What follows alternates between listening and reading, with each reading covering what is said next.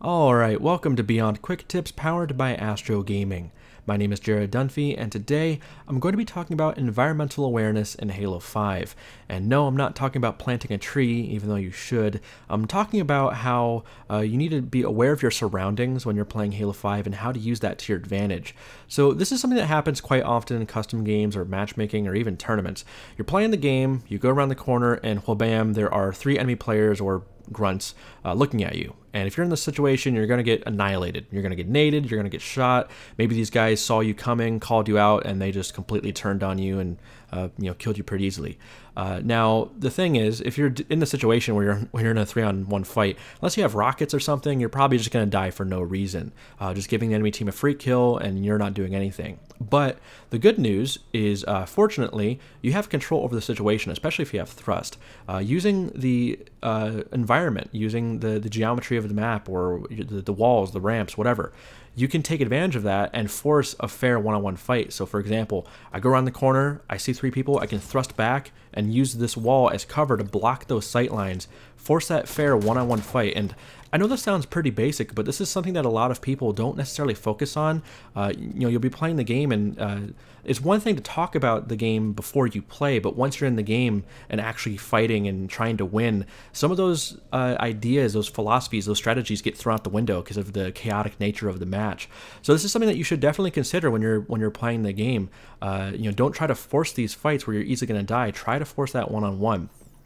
So the next thing is, I guess you can just call this a little bonus tip, once again, using the environment to your advantage. So you'll quite often see these moments in matchmaking where you're in a one-on-one fight with somebody and you're both, weak, you lost your shields or whatever.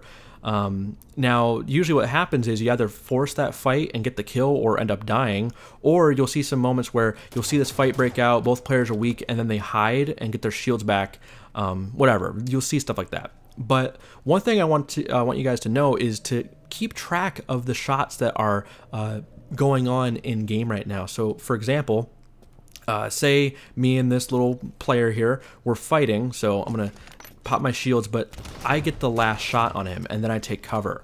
So with that said, if I got the final shot in the fight, that means my shields are going to recharge first. So if you know that, if you're keeping track of the shots and you know that you have the last shot in the fight, you can use that to your advantage. So once again, say I'm shooting this guy, I'm about to lose my shields, but I get the final shot. So my shields are going to recharge about a half second before his. I can come out and I can have an extra shot advantage. I need 3 shots to kill. He might need 4 or 5, depending on how fast my shield's recharged.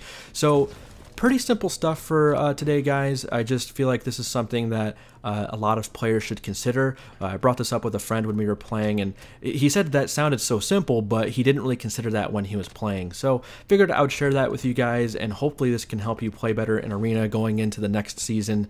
We have a new season coming up in June with the Pro League as well. There's a lot of things going on. So these little things, they really start to add up. So once again, thank you guys so much for watching, and I hope you enjoyed.